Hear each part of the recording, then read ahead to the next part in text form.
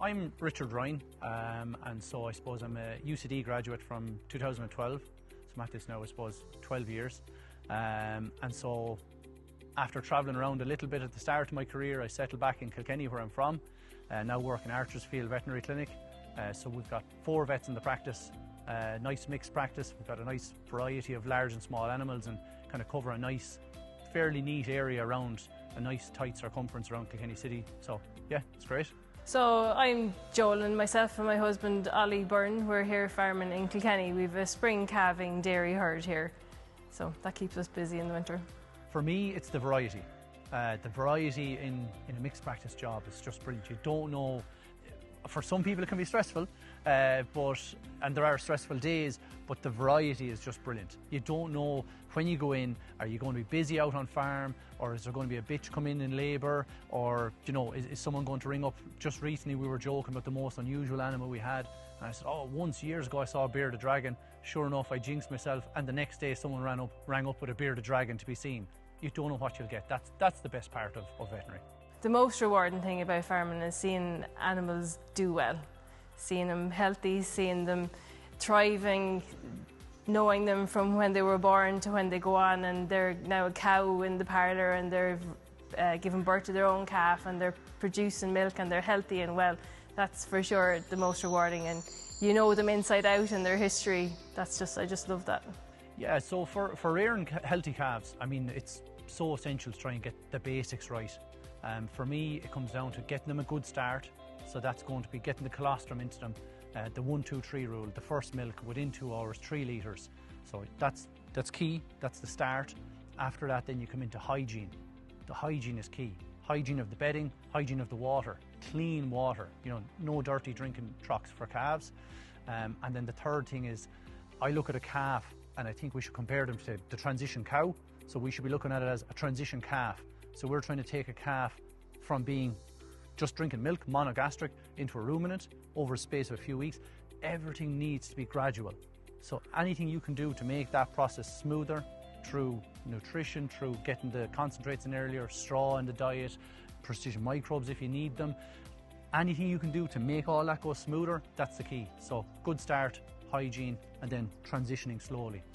For me, there's 3 really important pillars of good calf rearing. It's absolutely essential that calves have good, clean air, that you sweep away the bugs and get fresh air into them at all times. So we've really focused on improving the ventilation in the shed, that they're not in a draft, but that there's fresh air at all times. The next thing calves have to have is a good, clean, warm bed. They need to be able to nest down in a dry bed, and that'll keep them warm. If they're not warm, they can't thrive, and they're open to getting sick as well.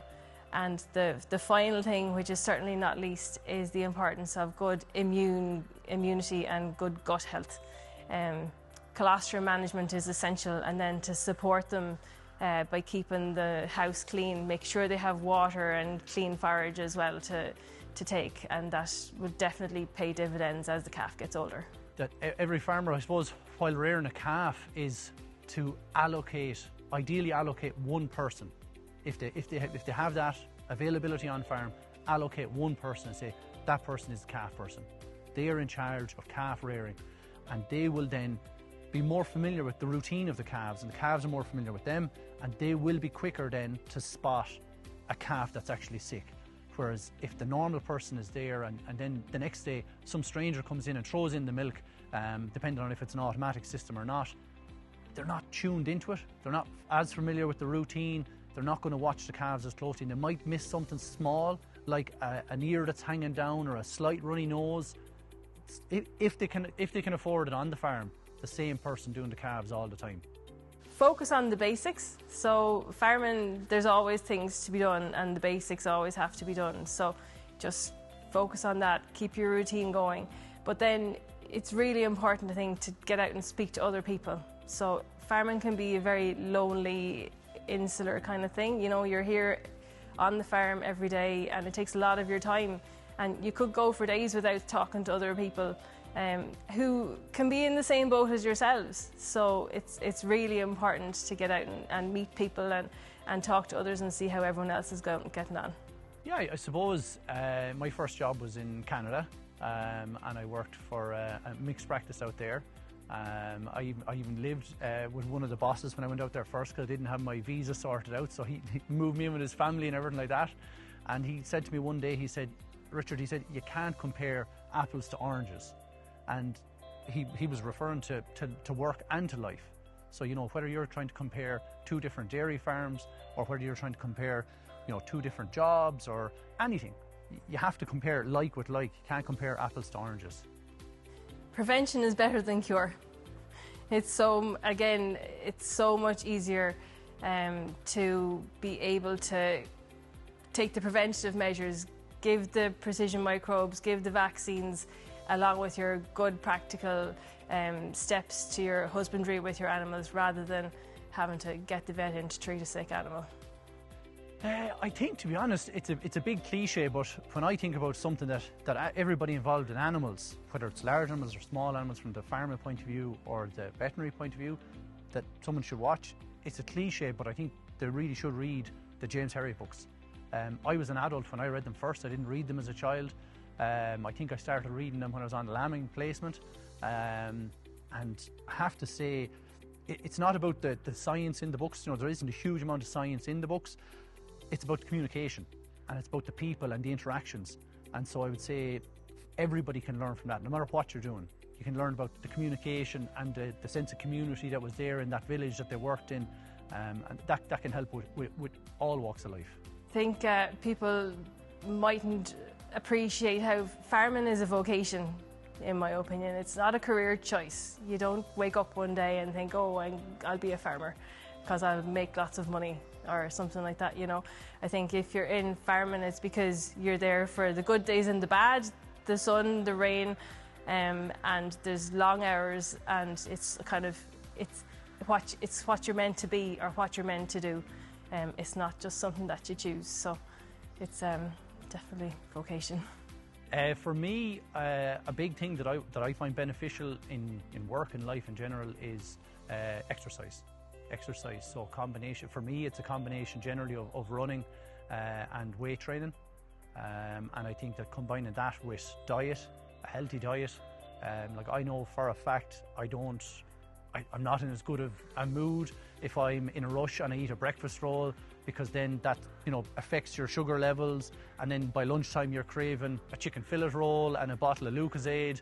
So yeah, I suppose like exercise, when you're exercising you're more inclined to eat healthy food, and it's no different to a calf. You put the right stuff into the engine and you will perform better. You'll be in better form, you'll be in a better mood, and you will achieve better goals throughout the day in work and life and everything.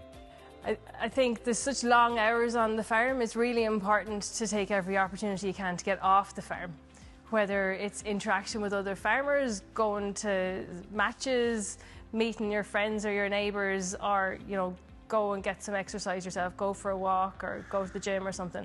It's just, and sometimes you can get so engrossed in the day-to-day on the farm that you don't get, or you forget to make the time to do those things. But get out and about and meet people and see that there is the whole world is going on around you, and that you need to be part of that too, not just on the farm, I think is really important.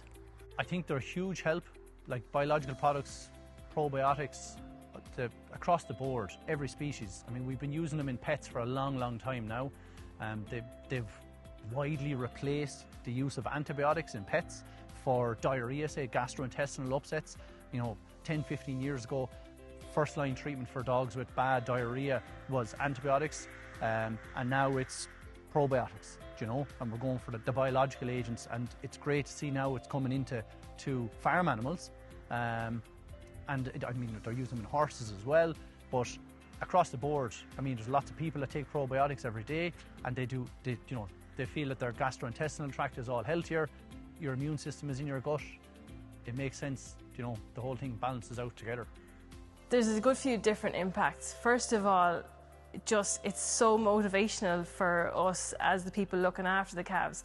The best thing is to go into the calf house and see bright eyes, ears up, heads up the minute you walk in, and they're bounding around the shed. That just lifts you, you know, and at least it gives you encouragement for the tough days or the late nights or the early mornings that you're doing the right thing. The next thing is it takes an awful lot less time to go in and feed healthy calves than to treat a sick calf. You're trying to figure out what to do, what's wrong with them. It takes extra time, dosing electrolytes, or then if you have to call the vet or get their advice or get medicine or whatever from them, that all takes extra time and valuable resources when things can be tight. So it's so much better to have good healthy calves. So I suppose for me, a funny, I suppose not a moment, but a kind of just a thing that used to happen was when I worked in Canada. So my first job was in Canada, and so it was a small rural village, or well, town I suppose, about 10,000 people. But word got around that there was an Irish vet working in the local practice.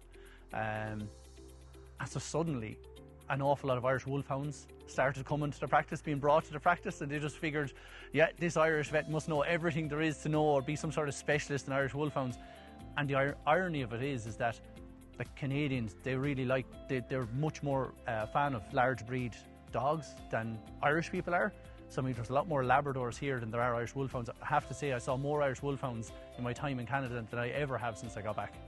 I didn't, there's lots of little small funny things which would usually be if you see an animal in a funny position or doing something silly, but one thing that I found most rewarding, if I could change it to that, is that we had a calf that had got 2 badly injured legs, and we nursed her back and we dressed it every day for at least a month, and it was a really proud day when she stepped into the parlour herself that she had made it through and she was going to be part of the milk and herd on the farm, and that really, I found that really rewarding.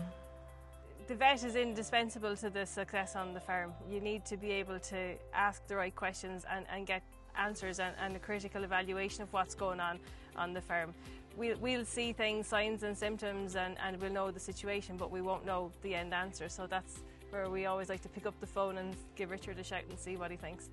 Yeah, absolutely. I mean, that's the two-way street that we work on. That you give us that information, we feed back information, and then put it all together so that we can come up with actual on-farm practical solutions together.